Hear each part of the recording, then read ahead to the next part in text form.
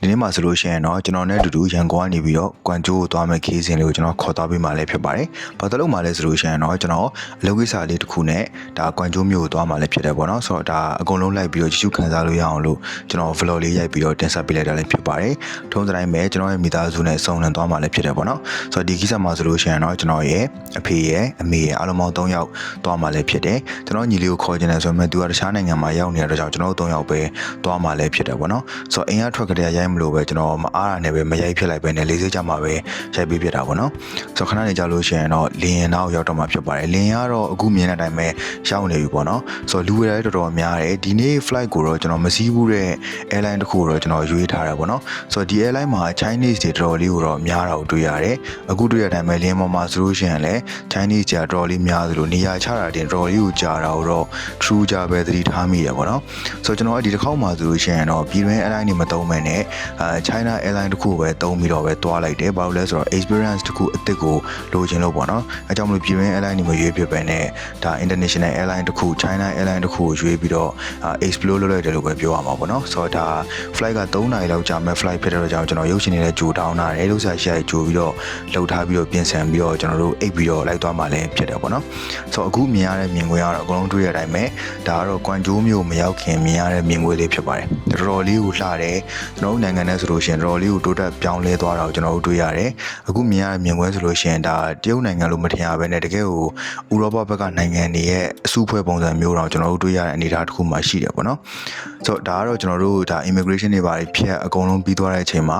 China လေဆိပ်ကနေပြီးတော့ကွမ်ကျိုးလေဆိပ်ကနေပြီးတော့မြို့ထဲကိုသွားနေပြီလေဖြစ်တယ်ပေါ့နော်ဆိုတော့ဒီမှာတစ်ခုရှိတာကဒီလေဆိပ်ကတော်တော်လေးအဝင်ရောထွက်တော့တော်တော်လေးကြက်တယ် immigration မှာဆိုလို့ရှိရင် true ကြပဲကျွန်တော်တနားရီလောက်စောင့်လိုက်ရတာပေါ့နော် immigration မှာ video တွေတော့တပ်ပုံတွေရောပေးမရတဲ့တော့ကျွန်တော်ဘာမှတော့မရိုက်ခဲ့ရဘူးအကြောင်းမလို့ဒီပေါ်ကြမှာပဲရိုက်ရင်းနဲ့ပဲကျွန်တော်တခါတည်း information လေးပြန်ပြီးတော့ share လုပ်ပေးတာပေါ့နော်ဆိုတော့အခုကတော့ကျွန်တော်တို့ဒီလေဆိပ်ကတိုက်စီနဲ့ပဲ hotel ကိုသွားနေပြီလေဖြစ်ပါတယ်hotel ကိုကျွန်တော်တို့သွားမယ်ပြီးပြီဆိုတော့မှ hotel ရောက်ပြီဆိုတော့မှခဏတစ်ဖြုတ်နာအဝယ်စားလေးပါလေးလဲပြီးသွားပြီဆိုတော့မှပဲအနာပုံဝင်ကျင်နဲ့ပါလေးသွားလျှောက်ပတ်ပြီးတော့ကြည့်မယ်ပေါ့နော်ဆိုတော့ဒီကနေသွားမယ်အကွာဝေးကတော်တော်လေးကိုဝေးတာဖြစ်တော့ကြောင်းလေဆိပ်ကနေပြီးတော့ hotel ထိဆိုလို့ရှင်တော့တနားရီကျော်လောက်ကားစီးရမှာလည်းဖြစ်ပါတယ်အကြောင်းမလို့ကျွန်တော် hotel ရောက်မှပြန်တွေ့ပါမယ်အခုလက်ရှိတော့ကြည့်ရှုခန်းစားပေးပါအောင်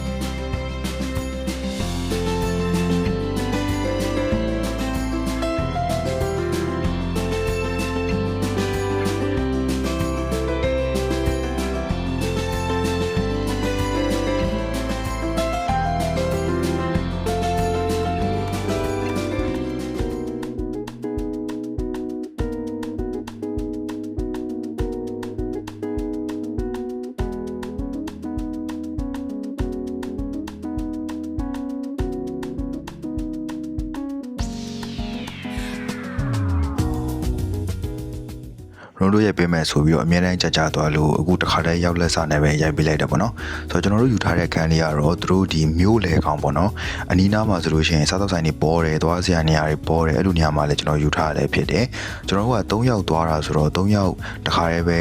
ဒါ2 bedroom ကိုတစ်လုံးထပ်ထိုးပြီးတော့ပဲနေလိုက်တယ်ပေါ့နော်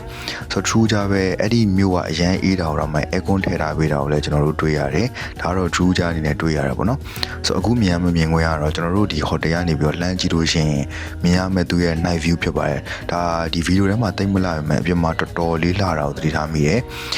နောက်ဗီဒီယိုတွေကြားလို့ရှိရင်တော့ကျွန်တော် view ရှင်တော့ထည့်ရိုက်ပေးမယ်ပေါ့နော်အဲ့ဒါပြီးသွားတဲ့အချိန်မှာဆိုလို့ရှိရင်တော့ကျွန်တော်တို့အပြင်ထွက်လာတယ်ပြင်ထွက်လာပြီးတဲ့အချိန်မှာဆိုလို့ရှိရင်တော့သူတို့ဒီအနီးနားမှာနာမည်ကြီးတယ်ဆိုတော့အဲ့ဒီ Beijing walking street ရနေရာလေးရှိတယ်အဲ့နေရာလေးကိုကျွန်တော်လမ်းလျှောက်ပြီးတော့ဟိုဒီသွားကြည့်ကြမှာလည်းဖြစ်တယ်ပေါ့နော်ဆိုတော့ဒါအခုဆိုလို့ရှိရင်တော့ကျွန်တော်သွားနေဖြစ်ပါတယ်ဒါသုံးတန်မဲ့ကျွန်တော်တို့3ယောက်တူတူသွားကြမှာလည်းဖြစ်တယ် တယ်လမ်းတစ်လျှောက်မှာမြင်ရတဲ့မြင်ကွင်းတွေကိုကျွန်တော်ကအခုတောက်လျှောက်ရိုက်ပြထားရလဲဖြစ်တယ်ပေါ့နော်ဆိုတော့မြို့ကတော်တော်လေးအေးတယ်ကျွန်တော်ရောက်သွားတဲ့အချိန်မှာဆိုရင် temperature ကညဆိုလို့ရှိရင်တစ်ခါကျရင်30တစ်ခါကျလို့ရှိရင်17ပေါ့နော်အဲ့လောက်ပဲရှိတယ်ဆိုတော့ဟိုအေးတာကကျွန်တော်တို့ဒီကလောတို့ဘာလို့အေးတာနဲ့မတူဘဲနဲ့သူကနည်းနည်းလေးရောပျော့တယ်ပေါ့နော်ကလောတို့တောင်ကြီးတို့ကလည်းပူအေးတယ်လို့ပြောလို့ရတယ်ဒီမှာကတော့အေးတယ်ဆိုပေမဲ့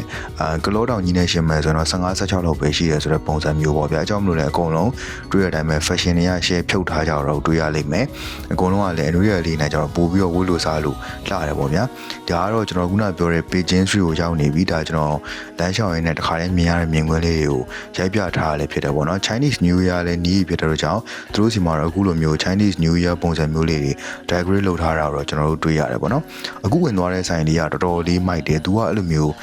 gift ပေးလို့ကောင်းမဲ့ပစ္စည်းတွေကိုအများစုရောင်းတဲ့ဆိုင်လေးပေါ့နော်အဲ့လိုဆိုင်တွေကအဲ့ဒီလမ်းထဲမှာအများစုရှိရဗျ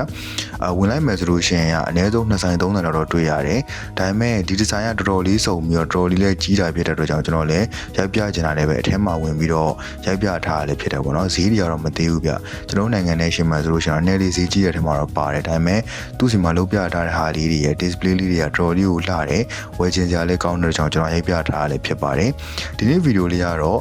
ဒီထဲမှာရိုက်ပြပေးပြီဆိုလို့ရှိရင်တော့ပြီးပြီပေါ့နော်နောက်ဗီဒီယိုကြမှာပဲကျွန်တော်ကျန်တာတွေကိုဆက်ပြီးတော့ရိုက်ပြသွားမှာလည်းဖြစ်တယ်အဲ့ဒီမှာကျွန်တော်တို့ရှောက်ပဲပြီးတော့ကြီးကြတယ်ဝယ်ရရှိရဝယ်တယ်အဲ့ဒါပြီးသွားရင်တော့ hotel ကိုပြန်ပြီးတော့ကျွန်တော်တို့သမင်းလေးပိုင်းနဲ့ပါစားပြီးတော့နားလိုက်တယ်ပေါ့နော်ဆိုတော့နောက်ဗီဒီယိုမှာကျွန်တော်ပြန်တွေ့ပါမယ်